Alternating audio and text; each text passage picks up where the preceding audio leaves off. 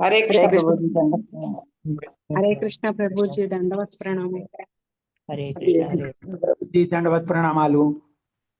हरे कृष्ण प्रभु जी दंडवत ప్రణామాలు प्रभु जी. సౌండ్ రావడం లేదు ప్రభుజీ మీది. సౌండ్ రావట్లేదా ఇప్పుడు? లోగా ఉంది ప్రభుజీ.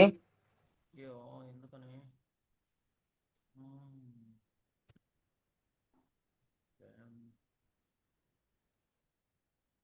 శ్రీరాఘవం దశరథాత్మజం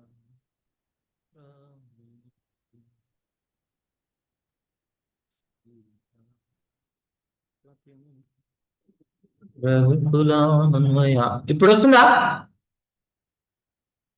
హలో, ఇప్పుడు బాగా వస్తుంది ప్రభుజీ. Okay right.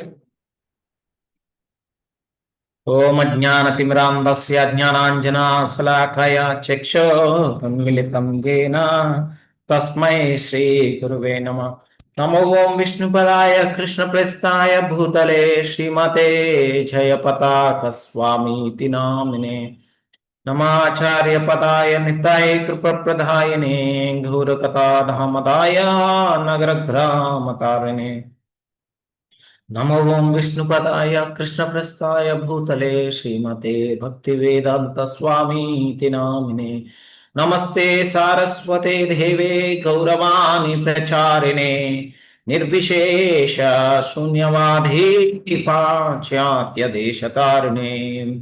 జయ శ్రీ కృష్ణ చైతన్య ప్రభు నిత్యానంద శ్రీ అద్వైత గదాధరా శ్రీవాసాది గౌర భక్త బృంద.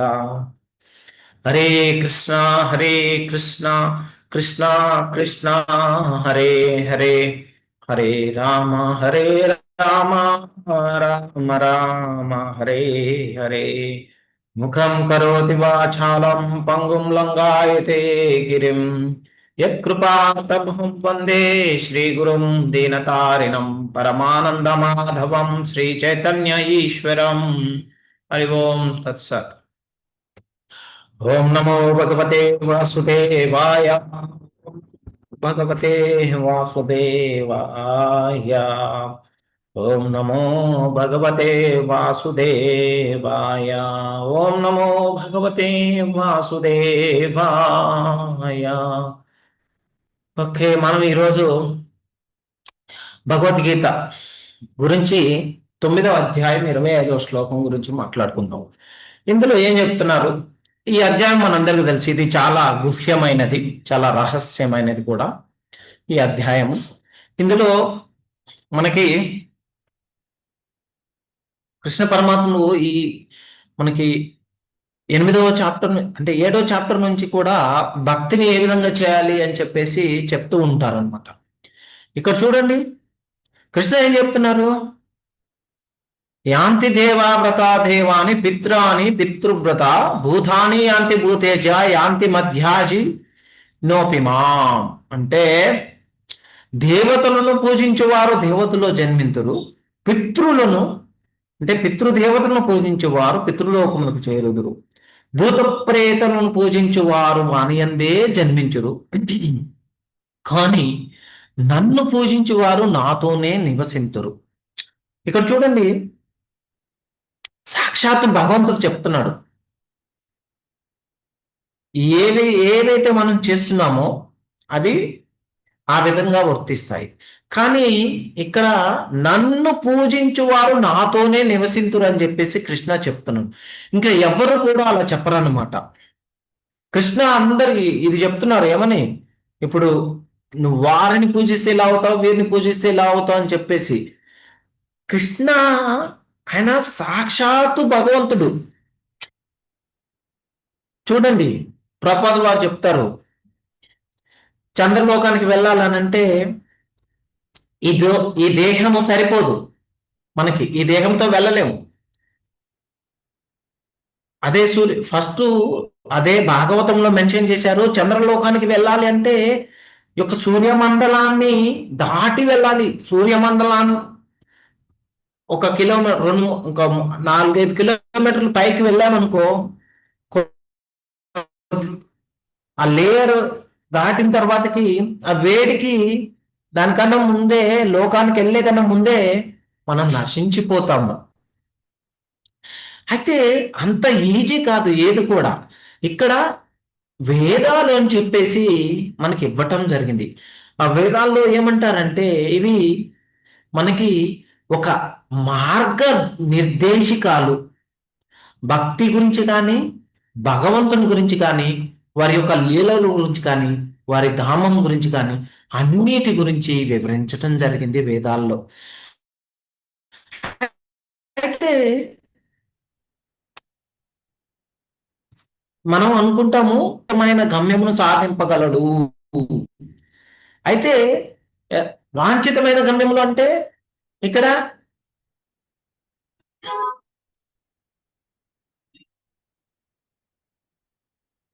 యాక్చువల్గా ఇవి కర్మకాండ వివరించడం జరిగింది మనకి, ఇవి అవి చేయటం. అయితే మనం యజ్ఞాల ద్వారా ఇవన్నిటికీ చేరవచ్చు, కొన్ని నియమాలు అన్ని పాటించడం ద్వారా. ఇప్పుడు కొంతమంది ఏం చేస్తారంటే క్షుద్ర పూజలు వాళ్ళు చేసే వాళ్ళు ఉన్నారు. క్షుద్ర పూజలు చేయాలంటే నిష్టగా ఉండాలి, కానీ పిశాచాల యొక్క అసోసియేషన్ తీసుకోవాలి వాటి ద్వారా. అది భక్తి కాదు, అది భక్తి కాదనమాట. మనకు అదే ప్రభుపాదులు వారు చెప్తున్నారు. క్లియర్గా అర్థం చేసుకుందాం మనం. ఏమవుతుంది ఇక్కడ మనకి, యుధిష్ఠిర మహారాజు చూడండి, ఆయన సంపాదించిన భౌతిక సంపత్తులు, అతను నిర్వహించిన యజ్ఞాలు, వాటి ద్వారా పొందబోయే శివ మార్గం, అతని పట్టపు రాణి, బలమైన అన్నదమ్ములు, విస్తారమైన భూ సంపత్తి, భూలోకంపై అతని ఆధిపత్యం, అతని కీర్తి మొదలైన విషయాలు కూడా దేవతల వరకు చేరాయి. అయితే ఎప్పుడు కూడా ధనవంతుడైన మరియు గొప్పవాడైన వ్యక్తి పేరు, కీర్తి మాత్రమే ప్రపంచవ్యాప్తంగా ప్రసిద్ధమవుతుంది. అదేవిధంగా మహారాజు యుధిష్ఠిరుని మంచి పాలన, భౌతిక సంపత్తులు, మహత్తరమైన భార్య అయిన ద్రౌపది, భీముడు, అర్జునుడు వంటి శక్తివంతమైన అన్నదమ్ములు, అలాగే జంబూ ద్వీపంపై ఉన్న అతని గట్టి సామ్రాజ్యాధికారం వల్ల అతని పేరు, కీర్తి పైలోకాలు కూడా చేరాయి. ఇక్కడ లోక అనే పదానికి ఏంటంటే, లోక అంటే విశేష ప్రాధాన్యం ఉంది. ఆకాశంలో విస్తరించిన అనేక లోకాలు లేదా పైలోకాలు ఉన్నాయి. అర్థమైంది కదా? ఇవి భౌతిక మరియు ఆధ్యాత్మిక లోకాలుగా ఉంటాయి. మన ప్రస్తుత జీవనంలో చేసే కర్మల ఫలితంగా అక్కడకు చేరవచ్చు. మనకి యాంతి దేవాన్ వ్రతం దేవాన్ చెప్తున్నారు కదా, పితృన్ ప్రీతి వ్రత. అయితే ఈ ఇక్కడ శ్లోకంలో చెప్పినట్లు ప్రవేశం ఆ లోకంలోకి ఉండదు. కొన్ని వేల మైళ్ళు అంతరిక్ష ప్రయాణానికి వాహనాలను కనిపెట్టిన చిన్నతనమైన భౌతిక శాస్త్రవేత్తలు, ఇంజనీర్లు ఆ లోకాల్లోకి ప్రవేశించలేరు. అది పైలోకాలకు చేరడానికి మార్గం మాత్రం కాదు. తగిన త్యాగం, సేవ ద్వారా మాత్రమే అలాంటి సుఖమైన లోకాల్లోకి ప్రవేశించగలరు. ఇక్కడ ఒకటి చాలా స్ట్రాంగ్ పాయింట్ చెప్పదలుచుకున్నాను. ఏంటంటే, మనం వాళ్ళని వీళ్ళని చూసి అయ్యో మనం భక్తి చేస్తున్నామే, దీని ద్వారా సాధ్యమవుతుందా అని ఆ భావన ఈ లోకంలో, భౌతిక లోకంలో మనకి కల్పిస్తూ ఉంటుంది మనలోని. ఎందుకంటే మనకి స్థిరమైన జ్ఞానం లేదు, స్థిరమైన భక్తి సాధన లేదు. దాని ద్వారా ఇవన్నీ అనిపిస్తాయి మనకి. ఎందుకంటే ఈ కలియుగంలో పక్క వారిని చూసి మనం అన్వయించుకుంటాం అన్ని కూడా, ఇదే ఇదే జీవితం అంటే అని చెప్పేసి. ఖచ్చితం, తప్పేం లేదు మంచిది చూసి. కానీ ఈ ప్రాపంచికమైన లోకంలో ఉన్నటువంటి ప్రేమ మనకు భక్తిలో ఏ విధంగా కూడా సహాయపడబోదు. అటువంటి కానీ భక్తి చేస్తున్నా కానీ మనకి ఖచ్చితమైన విశ్వాసాన్ని ఇవ్వలేదు మనకి. ఎందుకు అంటే మనం ఇంకా బిగినింగ్ లోనే ఉన్నాము, ఆరంభంలో ఉన్నాము. ఈ ఆరంభంలో ఉండి ఏం చేస్తున్నామంటే విశ్వాసం అనేది లేదు. మనం చేసేటువంటి భక్తి, మన మీద మనకే విశ్వాసం లేదు. సో ఆ విశ్వాసాన్ని కోల్పోకుండా విశ్వాసాన్ని మనం పొందాలి అంటే ఇంకా ఎన్ని ఆపదలు వచ్చినా, అవరోధాలు వచ్చినా కానీ ప్రతి ఒక్క మనకి అదే చెప్తారు. కృష్ణుడు గురించి ఏం చెప్తారు? పదం పదం యత్తి పదం అని చెప్తున్నారు. తెలుసు కదా, భగవద్గీతలో నేర్చుకున్నాం మనం. సో ఎటువంటి ఆపద ఉన్నా కానీ భక్తి మార్గాన్ని వదిలిపెట్టకుండా మనం ఖచ్చితమైన ఒక దిశానిర్దేశాన్ని నిర్ణయించి ఖచ్చితంగా మొక్కవని దీక్షతో కృష్ణుడి మీద అపారమైన నమ్మకంతో మనం భక్తిని చేయాలి. చేయటం ద్వారా ఏమవుతుంది? కృష్ణ భగవద్గీతలో చెప్పినట్టు చేరుకుంటాం మనం.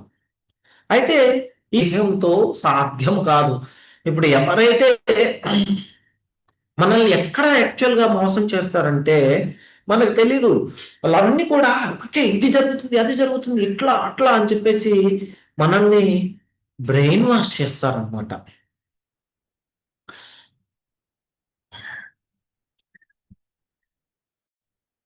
అయితే ప్రతి అడుగులో పాప కార్యాలను మనం చేసే అంటే ఎవరైతే చేసేవారు ఉన్నారో కేవలం అధోగతి చెంది మరింత కష్టసాధ్యమైన జంతు జన్మను పొందుతారు. భౌతిక బంధనాల బాధను మరింత అనుభవిస్తారు. ఇది కూడా మనకి భగవద్గీతలో చెప్పారు. 16వ అధ్యాయం 19వ శ్లోకంలో ఏమని చెప్తారు? మహారాజు యుధిష్ఠిరుడు యజ్ఞాలు, ఆయన సాధించిన గుణాలు అంత విస్తారంగా మహత్తుగా ఉండి పైలోకాల వాసులు కూడా ఆయన్ను తమలో ఒకరిగా స్వీకరించడానికి సిద్ధంగా ఉన్నారు. అర్థం చేసుకోవాలి మనం. సో మనం చేసేటువంటి భక్తి అందరికీ చేరాలి. అర్థమైంది కదా? అయితే ఇంకోటి భాగవతంలో కూడా చెప్తారు. ఏం చెప్తారు? నిశ్శేషో సాధ్య భగవతి అచలో భావో యద్ భాగవతా సంగతః.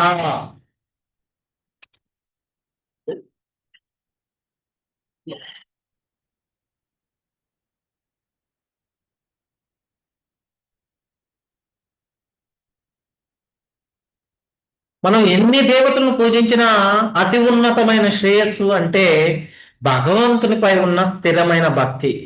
భక్తుల సంఘంలో చేరడం ద్వారానే పొందవచ్చు మనం. సృష్టిలో అన్ని జీవులు మొదటి దేవత అయిన బ్రహ్మ నుంచి చిన్న చీమ వరకు భౌతిక ప్రకృతి నియమాలకు లోబడే ఉంటాయి అనేది ఒక వాస్తవాన్ని మనం గ్రహించాలి. ప్రతి ఒక్క క్షణం కూడా దాన్ని మనం మనస్సులో పెట్టుకొని దానికి అనుగుణంగా లోబడి మనం తర్ఫీదు చేసుకుంటూ ఉండాలి భక్తిలో. భగవంతుని అవిభాజ్య భాగం అనే జ్ఞానం శుద్ధ స్థితిలో జీవునికి తెలుసు. కానీ భౌతిక ప్రకృతి మీద అధికారం కలిగించాలని కోరుకుంటే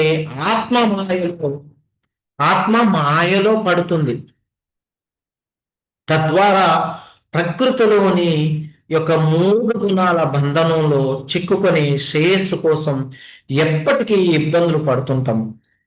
తప్పదుగా చెబుతారు శ్రేయాస్ అని చెప్పేసి. శ్రేయాస్ అంటే భక్తి, ప్రేయాస్ అంటే భౌతిక లోకం. అర్థమైందా? ఈ భౌతిక సమృద్ధి కోసం చేసే ప్రయత్నాలు మాయలో పడిన గుణగణాల వల్ల మనం ఈ యొక్క ఈ మరుగు అంటే మనసుపోయే కాంతి అంటే వెంబడి పరిగెత్తటంలా ఉంటుందన్నమాట.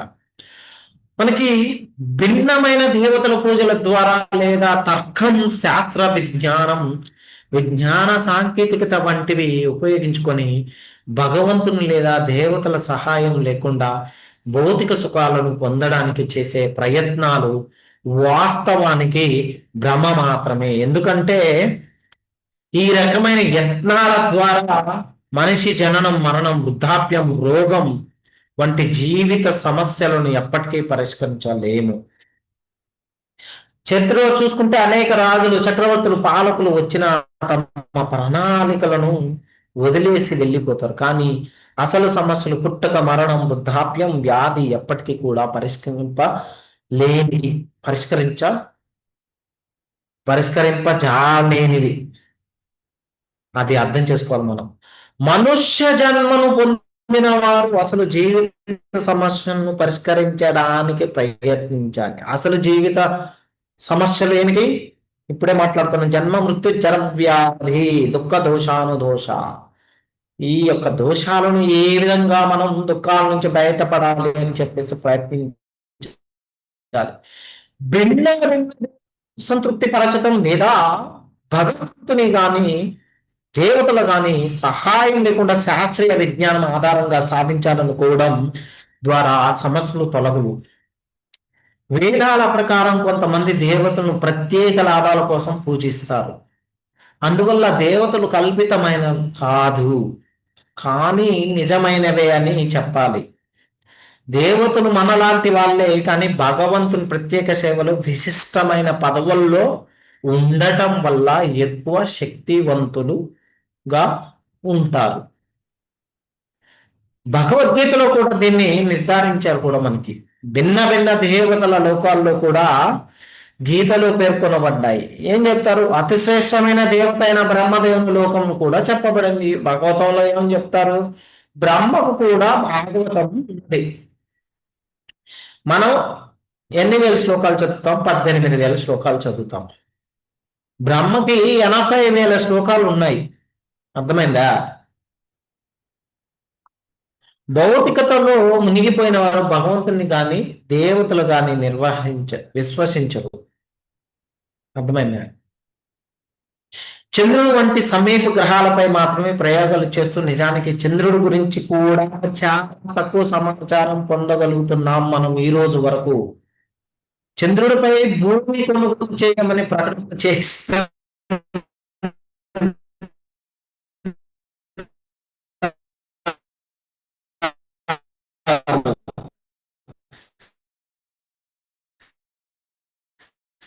అహంకారంతో కూడిన.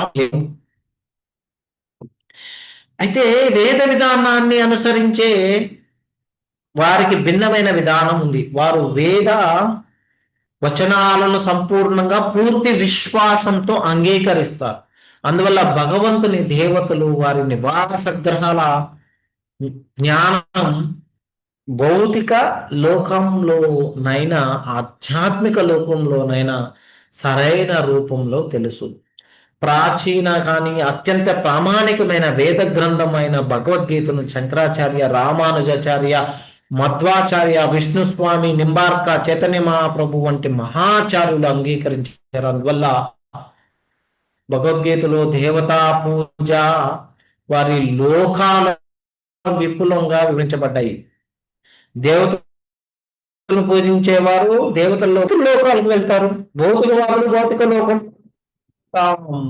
ఎవరైతే భౌతికంగా ఆలోచిస్తున్నామో. కానీ భగవంతుని పూజించే భక్తులు మాత్రం భగవంతుని దగ్గరకు చేరుతారు. అది అర్థం చేసుకోవాలి మనం. భగవద్గీత ఇంకా చెప్తుంది మనకి, బ్రహ్మలోకాన్ని కూడా కలుపుకొని భౌతిక లోకంలో అన్ని లోకాలు క్షణికమే, నిర్ణీత కాలానికి తరువాత అంతం అవుతాయి.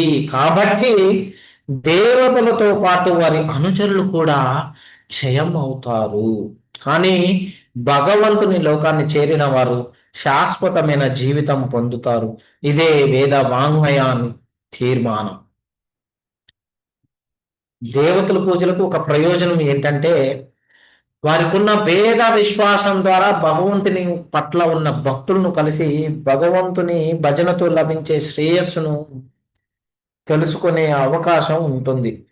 కానీ వేదాలను విశ్వసించని భౌతికవాదులు ఎప్పటికీ అజ్ఞానంలోనే ఉండిపోతారు. అర్థమైన విజ్ఞానం, తప్పుపడే ప్రయోగపూరిత శాస్త్రవేత్తల ఆధారంగా మనం సత్యానికి చేరలేము అన్నమాట. ఇంకా మనల్ని మనం ఈ యొక్క బంధనాల్లో ఊరుకొని పోయే విధంగా చేస్తుంది. కాబట్టి భౌతికవాదులు లేదా తాత్కాలికమైన దేవతల పూజకులు భగవంతుని శుద్ధ భక్తులతో సాంగత్యం కలిగి ఉండకపోతే ఎవరైనా కానీ మనం చేసేటువంటి మానవ ప్రయత్నాలన్నీ కూడా వృధానే. భగవంతుని కృప భక్తులు మాత్రమే పరమభక్తి అంటే అత్యున్నత జీవన లక్ష్యం మనం చేరగలుగుతాం. ఒక శుద్ధ భక్తుడే మనిషికి శ్రేయ మార్గాన్ని చూపగలడు. లేకపోతే భగవంతుని లేదా దేవతల జ్ఞానం లేని భౌతిక జీవితం లేదా తాత్కాలిక కల్పనలోని రూపాలే. భగవద్గీతలో కూడా దీని గురించి చక్కగా వివరించుకున్నాం కదా మనం. అని గీతను శుద్ధ భక్తుల సమాజంలో మాత్రమే సరిగ్గా అర్థం చేసుకోవచ్చు. రాజకీయం చేసే వాళ్ళను లేదా తర్కవాదులను అనుసరించడం ద్వారా మాత్రం సాధ్యం కాదు. నూనాం భాగవతో బ్రహ్మ హరే అద్భుతం దుర్విభావ్యం ఇవ కవిభిశ్చాపి చేష్టితాం. అంటే బ్రహ్మం ఖచ్చితంగా భగవంతుడైన ఆదిదేవుని అద్భుతమైన కార్యాలు అతి విచిత్రమైనవిగా కనిపిస్తాయి. ఎందుకంటే పెద్ద పెద్ద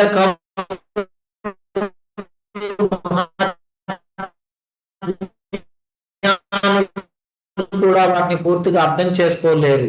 అంత విస్తృతంగా మనం అదే అర్థం చేసుకోవాలి.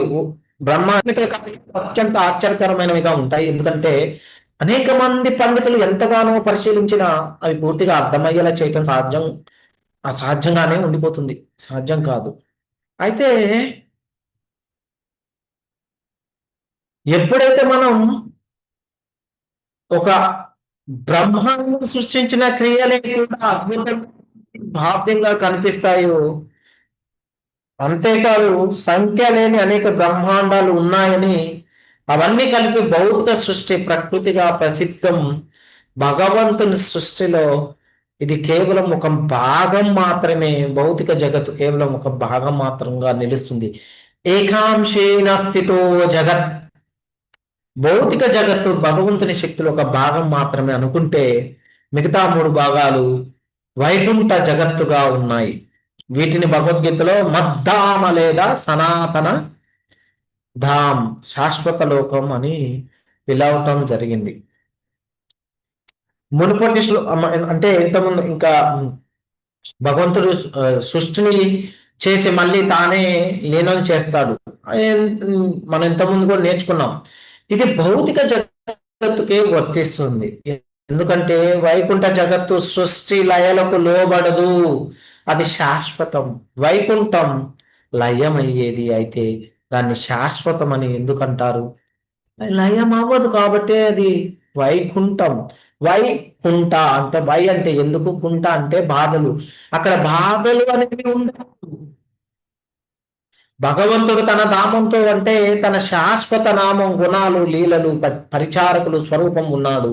ఇవన్నీ ఆయన విభిన్న శక్తుల ప్రదర్శన. ఆయన్ను అనాది అంటే ఆదిరహితుడుగా, మరియు ఆది అంటే సర్వమునకు మూల కారణం అని అంటారనమాట. మనం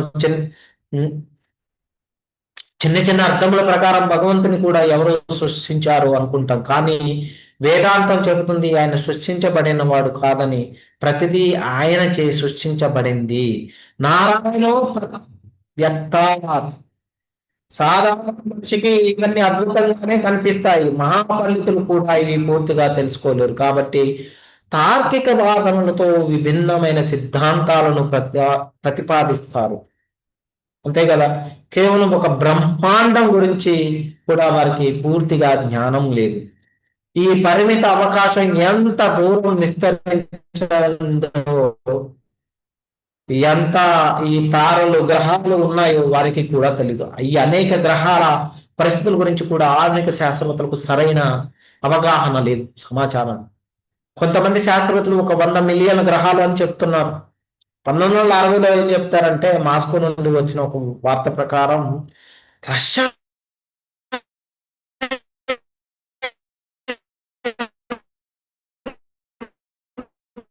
ప్రసిద్ధ ఖగోళ శాస్త్రవేత్త బోరిస్ ఒరన్సో ఉన్న అనేక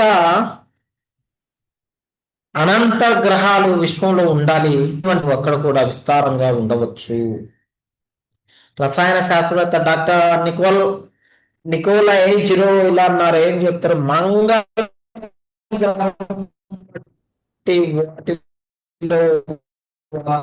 సమస్యలపై పరిశీలిస్తే అక్కడ వాతావరణంలోని వాయు గత సమ్మేళనం అక్కడికి సరిపడే జీవులకు అనుకూలంగా ఉండొచ్చు అని చెప్పారు, ఒక అంచనా.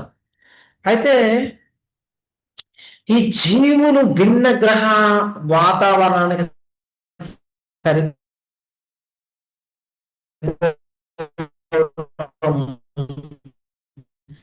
మనకు బ్రహ్మ సంహితలో ఉంది. విభూతి భిన్నం శాస్త్రం మానసిక స్థితిలో కూడా ముందే ఉన్నారు. విభూతి అంటే ప్రత్యేక శక్తులు, భిన్నం అంటే విభిన్నం అని అర్థం. భౌతిక అంతరిక్ష ప్రయాణం ద్వారా ఇతర గ్రహాలకు వెళ్లే శాస్త్రవేత్తలు భూమి శరీరానికి తగ్గ జీవులు ఇతర గ్రహాల వాతావరణం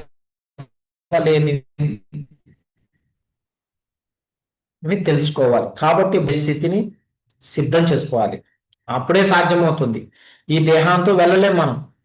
సో మనం వైకుంఠానికి వెళ్ళాలంటే దేహాన్ని వదిలిపెట్టాక వెళ్తాం, కానీ దానిని ఏ విధంగా వెళ్ళాలి అనేటటువంటి మార్గాన్ని మనం తెలుసుకోలేకపోతే దేహాన్ని వదిలిపెట్టిన తర్వాతకి ఏ పిల్లినో కుక్కనో ఏదో ఒక జంతువును గాడిదను దున్నపోతును నక్కను ఆలోచించామనుకో అలా అయి పుడతాం.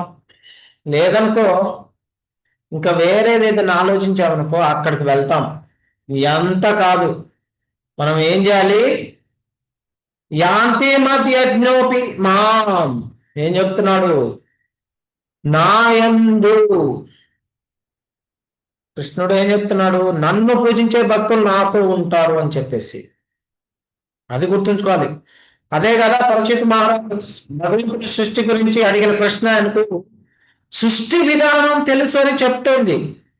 ఆయన ఎందుకు సుఖదేవ గోస్వామిని అడిగాడు? ఎందుకంటే పరీక్షిత్ మహారాజు పాండవుడు కృష్ణ భక్తుడుగా కొంతవరకు సృష్టి గురించి తెలుసు. అయినప్పటికీ అది తగినంత కాదని తెలిసింది. ఎందుకంటే మహాపండితులు కూడా గట్టిగా ప్రయత్నించినా తెలుసుకోలేరు. భగవంతుడు అపారుడు, ఆయన కార్యాలు కూడా అపారమైనవే.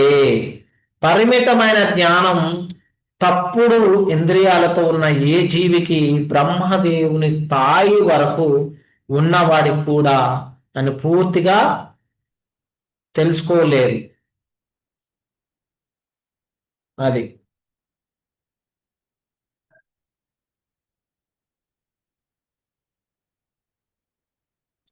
అపారమైన గురించి కొంత తెలుసుకోవాలంటే అపారుడు స్వయంగా చెప్పిన విధంగా తెలుసుకోవాలి. భగవద్గీతలో చెప్పినట్టు, లేకపోతే వ్యాసదేవుడి నుండి సుఖదేవ గోస్వామి ఆయనకు నారద ముని ఉపదేశించినట్లు, ఇలా పరంపర పద్ధతిలో వచ్చిన ఒక ఆధ్యాత్మిక ఆచార్యుల ద్వారా మాత్రమే నిజమైన జ్ఞానం లభిస్తుంది. ఈ శ్రద్ధాపూర్వక శ్రవణం ద్వారానే పరిపూర్ణ జ్ఞానం దిగి వస్తుంది. ప్రయోగాత్మక పద్ధతుల ద్వారా పాతవి కొత్తవి అది సాధ్యం కాదు. ఇంకోటి ఏం చెప్తున్నారు మనకి?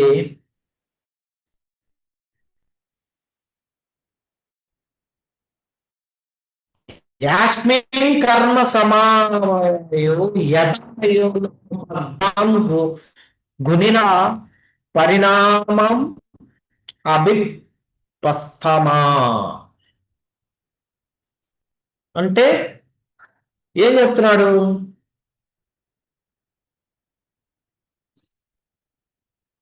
భౌతిక ప్రకృతిలో ఉన్న 3 గుణాల వల్ల కలిగే క్రియా ఫలితాలు జీవుడు ఏది కోరుకుంటే దాని ప్రకారం ఎలా పై స్థాయి దేవతల నుండి తక్కువ స్థాయి జీవుల వరకు అతన్ని ఎత్తి పడేస్తాయో లేదా కిందకు పడేస్తాయో దయచేసి వివరించండి అని చెప్పేసి మనం అర్థం చేయాలి. అయితే భౌతిక ప్రకృతి యొక్క వివిధ గుణాల ద్వారా కలిగే కర్మఫలాలు ఏ విధంగా జీవుని ఆకాంక్షల ప్రకారం పైనుంచి దిగువ స్థాయిలకు అంటే దేవతల నుండి అత్యంత చిన్న జీవుల వరకు తగిన స్థితిలోకి ఉంచుతాయి.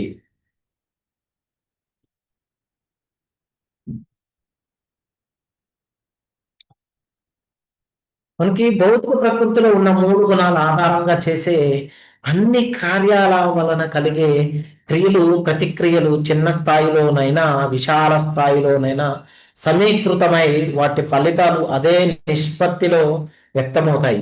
ఆ చర్యలు ప్రతిక్రియలు ఎలా జరుగుతాయి,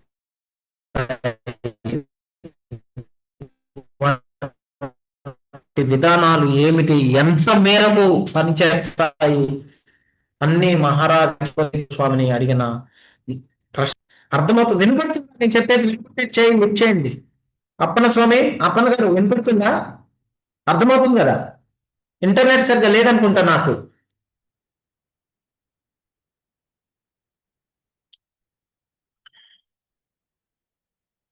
అయితే చూడండి, మనం ఈ పై లోకాలు అంటే స్వర్గ లోకాలు యంత్రాలు ద్వారా ఇప్పుడు అనుభవం లేని శాస్త్రవేత్తలు ఊహించినట్లుగా పొందలేము మనం. సత్యగుణ ఆధారంగా చేసిన మాత్రమే వాటిని పొందవచ్చు మనం. మన భూలోకంలో కూడా ధన సమృద్ధిగా ఉన్న దేశాల్లో ఇతర దేశాల అంటే వారిని ఆమోదించడంలో ఆంక్షలు ఉంటాయి. ఉదాహరణకు అమెరికా ప్రభుత్వం తక్కువ అభివృద్ధి చెందిన దేశాల నుండి వచ్చిన వారిని నిర్బంధంగా ఆమోదించదు. ఎందుకంటే వారు తమ సంపదను ప్రతి ఒక్కరితో పంచుకోవాలనుకోరు. అదేవిధంగా ఇతర లోకాల్లోనూ ఇదే విధమైన నియమాలు ఉంటాయి. ఉన్నత లోకాల్లో ఉన్న జీవులు సాధారణ సత్యగుణం మీద ఆధారపడి జీవిస్తారు. కాబట్టి చంద్రమండలం, సూర్యలోకం, శుక్రగ్రహం వంటి లోకాలకు చేరాలంటే శుద్ధమైన సత్కార్యాల ద్వారా మాత్రమే పరిపూర్ణత అర్హత ఉండాలి. ఇప్పుడు చూడండి, మనం అమెరికా వెళ్ళాలి. అమెరికా వెళ్ళాలంటే చాలా నియమాలు ఉంటాయి. అదేవిధంగా మనం చంద్రమండలానికి, సూర్యలోకానికి, శుక్రగృహానికి వెళ్ళాలంటే మనకి శుద్ధ సత్కార్యాలు ఉండాలి. శుద్ధమైన అవి ఉంటేనే వాళ్ళు వచ్చేస్తారు. అవి అనుకో వాళ్ళు ఆస్వాదిస్తారు. రండి రండి అని చెప్పేసి. చూడండి ఎంత మనకి వేదాల శాస్త్రాలు జ్ఞానాన్ని ఇస్తున్నాయి మనకి. సో అదే వైకుంఠంకి వెళ్ళాలంటే అక్కడ ఉన్నటువంటి గుణాలు ఏముంటాయో ఆ సత్వగుణాలు అలవరుచుకోవాలి. పరీక్షిత్ మహారాజ్ ప్రశ్నలు కూడా ఈ సత్యగుణ చేసే సత్కార్యాల నిష్పత్తి వల్ల సాధించబడతాయో తెలుసుకోవడానికి మాత్రమే. మన భూమిపై కూడా సమాజంలోని ఉన్నత స్థాయిలో మంచి స్థానాన్ని పొందాలంటే సత్కార్యాలు చేయడం తప్పనిసరి.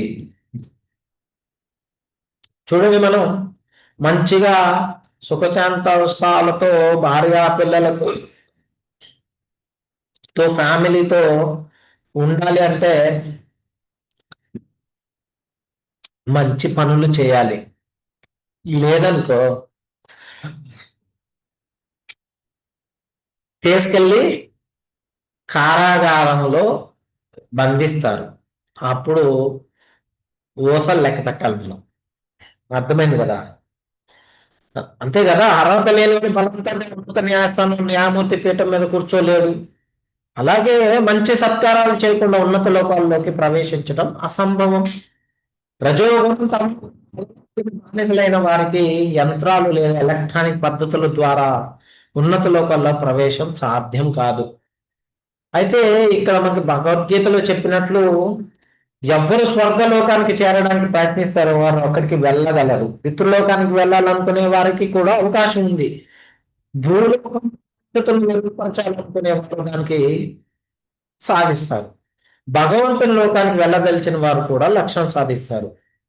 అయితే సత్వగుణంతో చేసే కర్మలు ప్రతిక్రియలు సాధారణంగా ఏమిటాయి? భక్తితో కూడిన పుణ్యకర్మ, భక్తితో కూడిన జ్ఞాన సంస్కారం, భక్తితో కూడిన యోగ సిద్ధాంతం. అర్థమైంది కదా? మనకి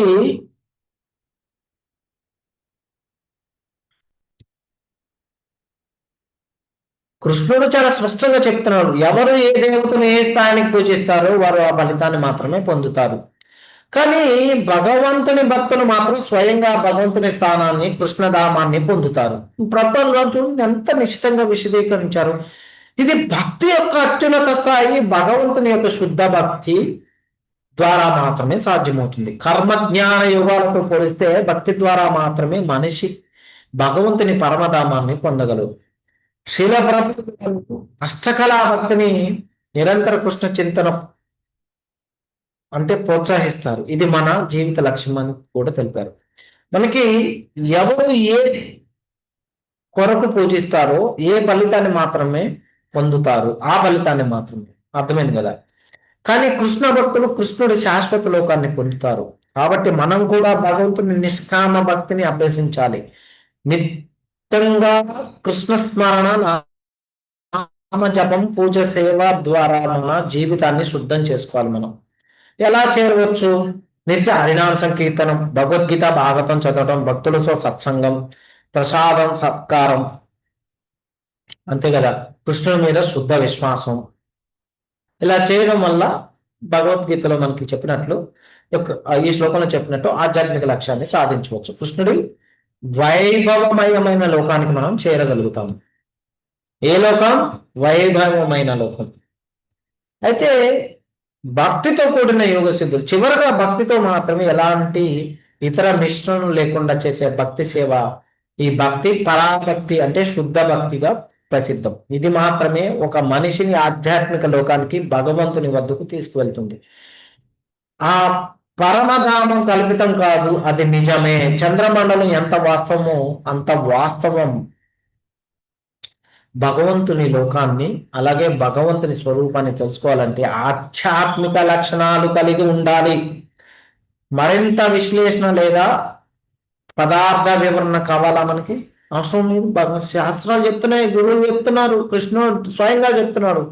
లేదా ఇంకా సరళమైన శైలిలో మనకి అర్థం చేసుకోవాలి అంటే ఖచ్చితంగా మనం భాగవతం చదవాలి, అన్ని వినాలి. క్రియా కృతభేదాని తపా స్వాధ్యాయ మర్షానే ఆత్మేంద్రియ జయనేపి సన్యాసేన చ కర్మణాం యోగేన వివిధాంగేన భక్తి యోగేన చైవ హి ధర్మేనోభ్యో చిహ్నేన వహ ప్రవృత్తి నివృత్తమాన ఆత్మతత్వ బోధేన వైరాగ్యేన దృఢేన చ యతే భగవాన్ ఏది సగుణో నిర్గుణో స్వాద్.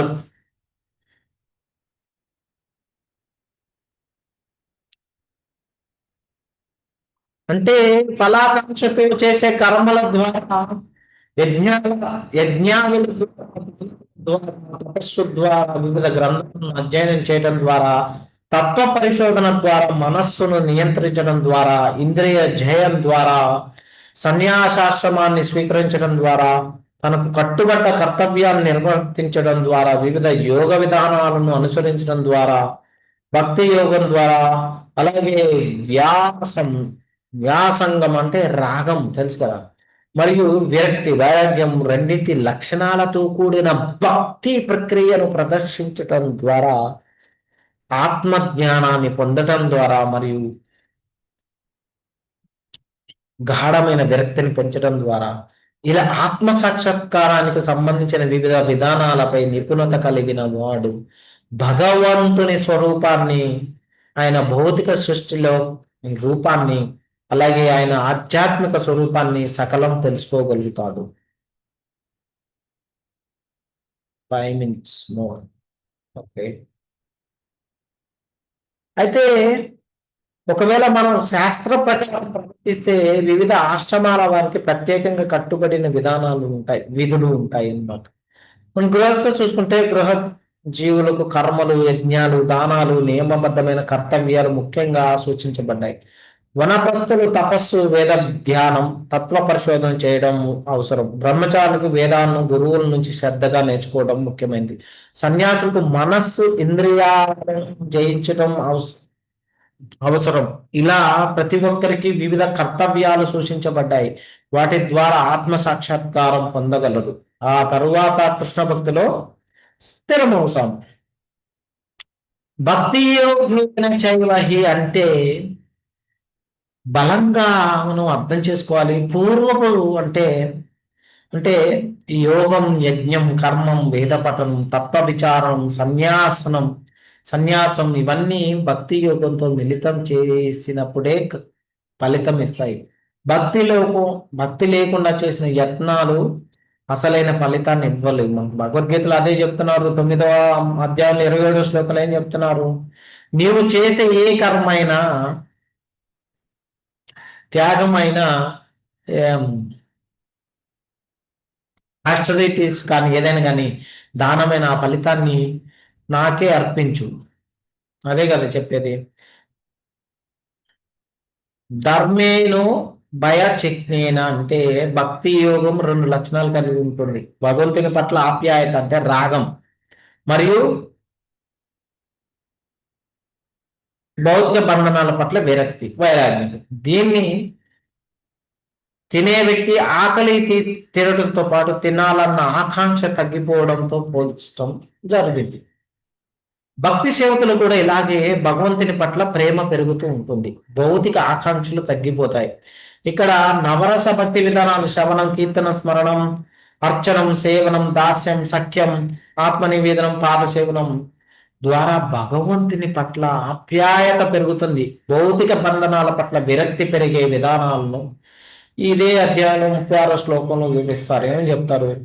కర్మలు, యజ్ఞాలు చేయటం ద్వారా దేవ లోకాల్లో వంటి ఉన్నత లోకాలకు చేరవచ్చు. కానీ ఎవరైనా సన్యాసాన్ని స్వీకరించి ఆత్మతత్వాన్ని తెలుసుకుంటే బ్రహ్మస్థాయిని చేరుతారు.